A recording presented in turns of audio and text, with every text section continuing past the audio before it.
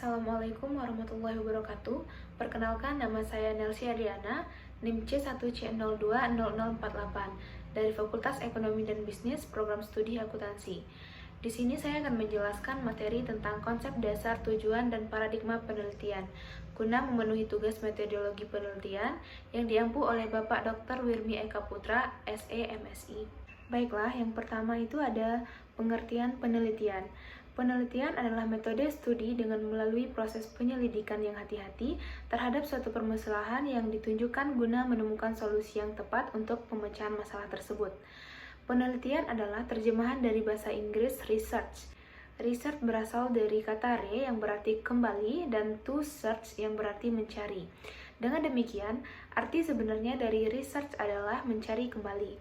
Pencarian berulang-ulang. Dalam bahasa Indonesia, kata riset dibakukan menjadi riset. Penelitian diartikan sebagai suatu proses pengumpulan dan analisis data yang dilakukan secara sistematis dan logis untuk mencapai tujuan-tujuan tertentu. Pengumpulan dan analisis data menggunakan metode-metode ilmiah, baik yang bersifat kualitatif maupun kuantitatif. Selanjutnya, yaitu pengertian dari paradigma penelitian. Paradigma penelitian merupakan kerangka berpikir yang digunakan oleh peneliti dalam memandang realitas suatu permasalahan dan teori atau ilmu pengetahuan. Guba dan Lichon 1988 mendefinisikan bahwa paradigma penelitian sebagai cara peneliti memahami permasalahan tertentu dengan kriteria untuk menguji guna ditemukannya penyelesaian masalah. Paradigma itu sendiri terbagi menjadi dua kelompok. Secara umum, ada dua kelompok paradigma penelitian yang kerap digunakan oleh peneliti. Paradigma yang paling banyak digunakan oleh peneliti adalah kuantitatif dan kualitatif. Kedua paradigma ini memiliki kriteria dan metode tersendiri, baik paradigma penelitian kuantitatif maupun kualitatif. Keduanya memiliki karakteristik dan kelebihan serta kekurangan masing-masing. Selain kedua paradigma tersebut, ada pula beberapa paradigma penelitian lainnya yang mendasari. Beberapa paradigma tersebut antara lain paradigma positivisme, paradigma konstruktivisme, paradigma pragmatisme, paradigma subjektivisme, dan paradigma kritis. Selanjutnya masuk ke jenis-jenis paradigma. Paradigma ini terbagi menjadi dua, yaitu paradigma penelitian kuantitatif dan paradigma penelitian kuantitatif. Yang pertama saya akan menjelaskan tentang paradigma kuantitatif. Paradigma kuantitatif merupakan paradigma yang dilandasi dari filsafat positivisme yang mana tidak mengakui adanya unsur teologi dan metafisik. Paradigma ini meyakini bahwa ilmu pengetahuan adalah satu-satunya pengetahuan yang valid. Pengetahuan yang dimaksud adalah pengetahuan yang dapat dari pengalaman yang sudah dilalui. Paradigma kuantitatif memiliki pandangan bahwa sumber ilmu salah satunya adalah pemikiran rasional, data empiris, di mana dalam prosesnya diawali dari asumsi atau yang bisa kita sebut sebagai perumusan hipotesis. Untuk selanjutnya diverifikasi agar memperoleh teori baru. Dalam memandang suatu peristiwa, paradigma kuantitatif beranggapan bahwa variabel yang ada di dalamnya bisa saja berubah tergantung dari kondisi situasi. Oleh karena itu, pada penelitian kuantitatif hanya menggunakan variabel tertentu saja. Variabel yang digunakan biasanya hanya berkaitan dengan tujuan penelitian yang akan kita lakukan. Yang kedua yaitu paradigma penelitian kualitatif. Paradigma penelitian kualitatif merupakan penelitian yang menempatkan manusia sebagai subjek penelitian. Paradigma ini termasuk menganut model humanistik karena menjadikan manusia sebagai subjek penelitian di dalam fenomena atau peristiwa yang akan diteliti. Paradigma kualitatif percaya bahwa manusia yang menentukan perilaku dirinya dan peristiwa sosial yang terjadi. Selanjutnya yaitu motivasi dan tujuan dari penelitian.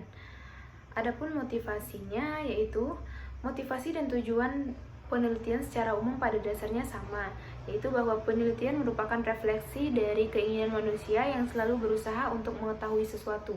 Keinginan untuk memperoleh dan mengembangkan pengetahuan merupakan kebutuhan dasar manusia yang umumnya menjadi motivasi untuk melakukan penelitian.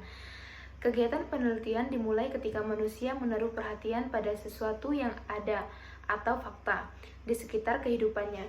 Perhatian dan pengamatan terhadap fakta-fakta dan didorong oleh keinginan untuk mengetahui fakta-fakta yang diamati secara lebih mendalam akan memunculkan berbagai pertanyaan. Adapun tujuan dari penelitian yaitu tujuan penelitian adalah suatu usaha yang sistematis dan terorganisasi untuk menyelidiki masalah tertentu yang memerlukan jawaban. Motivasi untuk melakukan penelitian dapat ditimbulkan oleh dua sisi yang saling terkait. Di satu sisi, penelitian merupakan refleksi dari keinginan proaktif manusia untuk meningkatkan pengetahuannya mengenai sesuatu. Pada sisi yang lain, kegiatan tersebut didorong oleh keinginan reaktif manusia untuk menjawab pertanyaan atau memecahkan masalah dalam kehidupan sehari-hari. Selanjutnya yaitu varian paradigma penelitian. Paradigma penelitian adalah pola pikir atau cara pandang mengenai keseluruhan proses, format, dan hasil penelitian. Paradigma itu tersendiri terbagi menjadi 3 bagian, yaitu paradigma positivis, yang kedua yaitu paradigma interpretif, dan yang ketiga yaitu paradigma kritis. Yang pertama yaitu saya akan menjelaskan tentang paradigma positivis.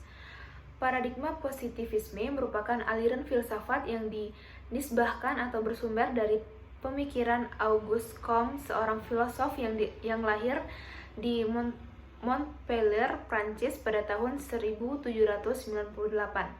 Pandangan paradigma ini didasarkan pada hukum-hukum dan prosedur-prosedur yang baku.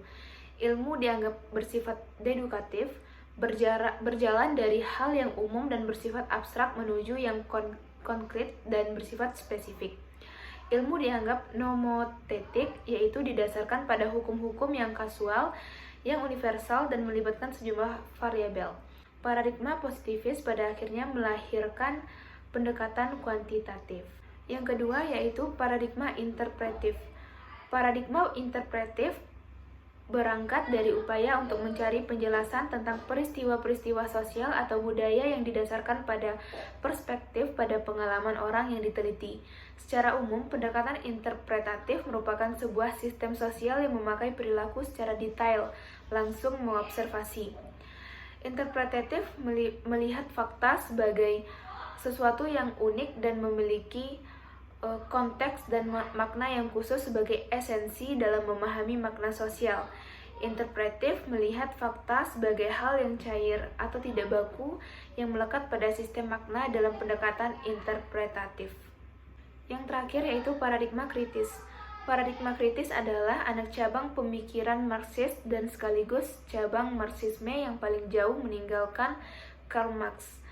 Cara dan ciri pemikiran aliran Frankfurt disebut ciri teori kritik masyarakat, ein kritis teori der Gesellschaft. Paradigma ini mau mencoba memperbaharui dan merekonstruksi teori yang membebaskan manusia dalam manipulasi teknokrasi modern. Ciri khas paradigma kritis adalah bahwa paradigma ini berbeda dengan pemikiran filsafat dan sosiologi tradisional. Pendekatan paradigma kritis tidak bersifat kontemplatif atau spekulatif murni. Pandangan paradigma ini menekankan pada ilmu bukanlah didasarkan pada hukum dan prosedur yang baku, tetapi untuk membongkar ideologi-ideologi yang sudah ada di dalam pembebasan manusia dari segala belenggu penghisapan dan penindasan.